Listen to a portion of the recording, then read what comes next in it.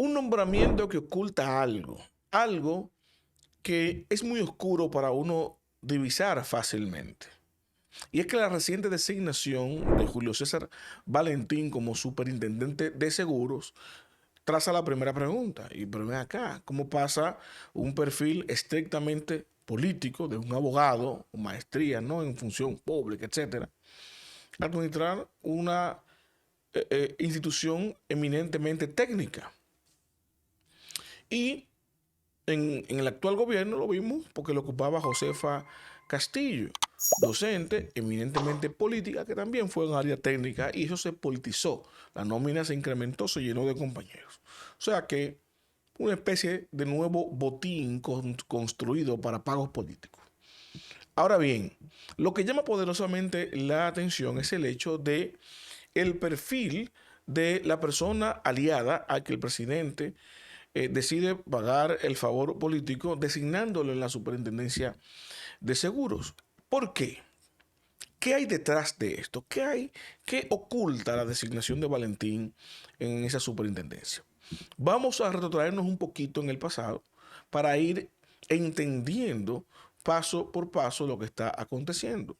Ustedes saben que el partido de gobierno inició una estrategia, ¿no?, de hacerse con dirigentes de la oposición sin importar el perfil, el bagaje o la reputación que tuviera en el momento, pese a que se articuló la oposición de ese entonces, hoy partido de gobierno, en la pose de que los del gobierno, hoy oposición, eran los malos, tenían una mala reputación, que por ser PLDistas eran corruptos y ladrones. Sin embargo, no le importó recibir en el gobierno y en su partido a todos esos corruptos y ladrones PLDistas que desde que se quitaban la chaqueta morada y se enganchaban la blanca, aparentemente se lavaban, se limpiaban y se convertían en impolutos. ¿Qué ha pasado con Julio César Valentín? Ustedes saben que Julio César Valentín, desde mucho antes del actual gobierno, había sido mencionado en algunos casos de corrupción, como por ejemplo el tema de los supertucanos, donde varios legisladores del PLD fueron mencionados por soborno en la compra de esos aviones. Ustedes recordarán a Luis René Canán, que fue el que más sonó. ¿Dónde está? En el partido de gobierno, supuestamente esperando un decreto. Julio César Valentín también se mencionó, con menos protagonismo, pero se mencionó. ¿Dónde está? Aliado al partido de gobierno. Solamente Tommy Galán del PLD, que estuvo involucrado también, se quedó en la oposición. Ahora bien, luego de eso tenemos un caso más relevante, más grande, más importante, de un escándalo de corrupción, que es el caso Odebrecht.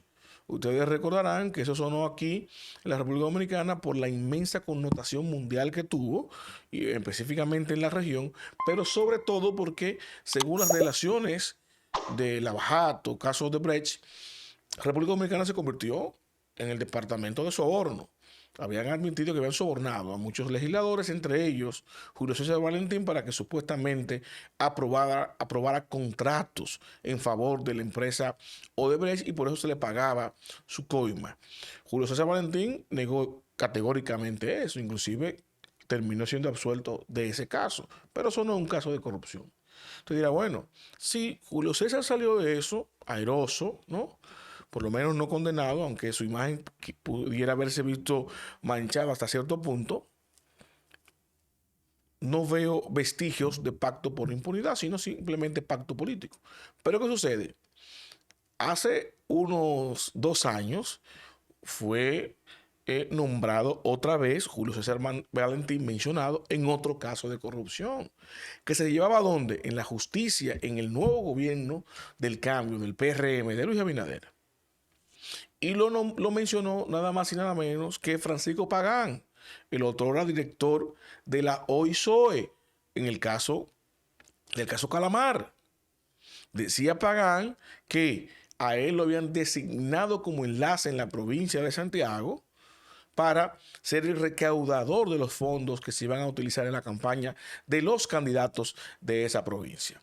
Y él señaló que le había entregado semanalmente entre 800,000 y 2 millones de pesos semanales a Julio César Valentín para pagar su campaña, y que cuando él inició con eso faltaban 12 semanas para la campaña. Si usted tira una media, 800, 2 millones, tú te dan una media de 1.4, lo multiplicas por 12 semanas, eso te da menos de 20 millones de pesos.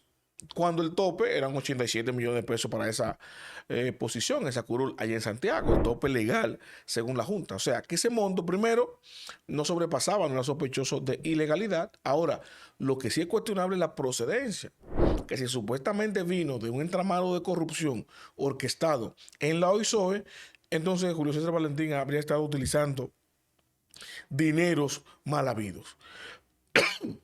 Y aquí es donde viene la sospecha de lo que está pasando.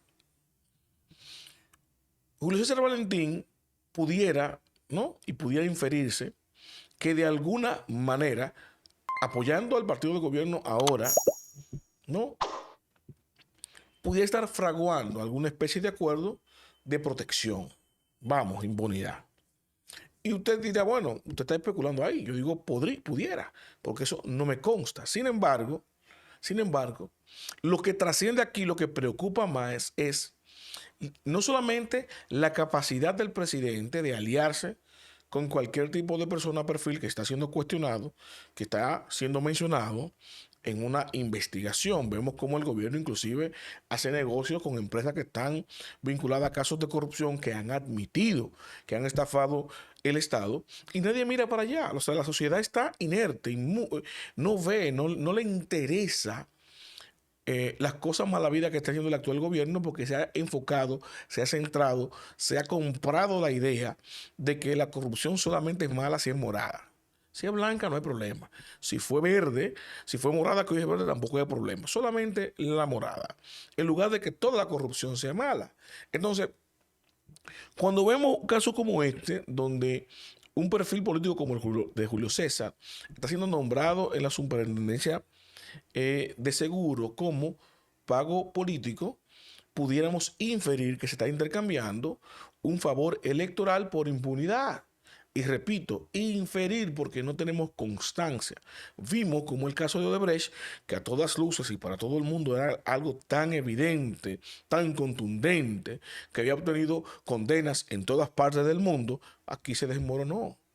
Yo lo advertí hace tiempo que iba a suceder lo que pasó, porque es imposible que se sostenga un caso sin de condenados, que los únicos condenados era uno que había sobornado, supuestamente, y otro que era parte del entramado y que no habían sobornados. Los sobornados todos habían sido absueltos en juicios de fondo. O sea, ¿cómo es posible que se mantuviera preso uno que supuestamente había sobornado? Cuando peor aún, todo en lo que se fundamentó, en lo que se levantó toda la acusación en el mundo entero, fue inicialmente en las delaciones contundentes y premiadas del jefe de Odebrecht, de Marcelo Odebrecht. Y ahora el Tribunal Supremo brasileño anuló todas esas delaciones como inválidas, como improcedentes, y ya había aplicado eso en otra corte.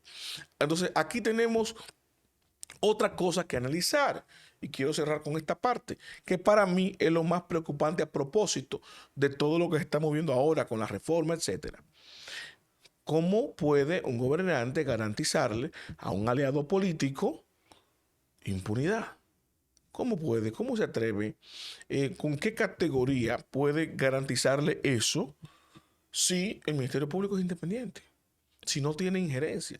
Esto es más para mí una evidencia adicional de todo lo que hemos venido compartiendo hasta ahora, de que ciertamente no existe tal cosa como la no injerencia del Ministerio Independiente, que el Ministerio Público real y efectivamente es independiente según la ley, y que los fiscales y todos los procuradores actúan de manera voluntaria en su parcialización.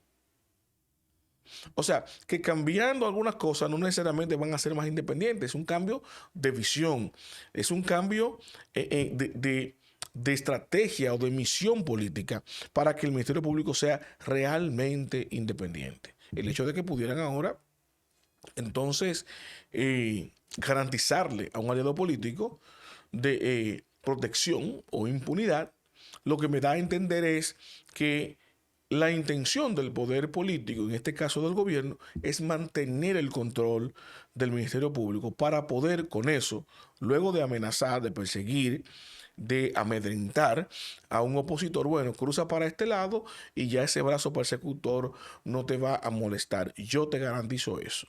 Entonces, ahí lo que tenemos es que poner en cuestionamiento dónde está la independencia.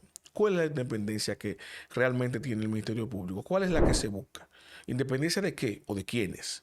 No es independencia general, sino independencia de algunos cuantos y la dependencia eh, de favor, de económica, ¿no? O invariable de un poder, de un sector en contra de otro. Entonces, los vestigios de este oscuro acuerdo, ¿no? Que lleva a Valentín en la superintendencia de seguro, una institución altamente politizada, no por Julio César, sino por su antecesora, que hoy Julio César la va a complementar, porque esa matrícula, esa nómina tan alta que se cuatriplicó en la gestión de Josefa Castillo, ahora va a ser totalmente removida o barrida en gran parte, ¿no? Para colocar en esos espacios la cuota del partido Justicia Social, haciendo justicia política, porque ese es su botín, le entregaron eso a Julio César Valentín por haber apoyado la reelección del presidente. Entonces, Josefa tiene que hacer lo propio ahora en INAIPI, de su gente que vayan saliendo de la superintendencia, hacerle espacio y colocarlo en el INAIPI, una institución tan importante para el desarrollo de los niños, que se va a terminar de joder con esta politización. Una institución que ha tenido tantos problemas en los últimos 4 años, ahora va de Guatemala para Guatepeor. Los invito a darle me gusta, a comentar, a compartir, pero sobre todo suscríbase y active la campana de notificaciones para que mi contenido le llegue automáticamente. Yo lo comparto.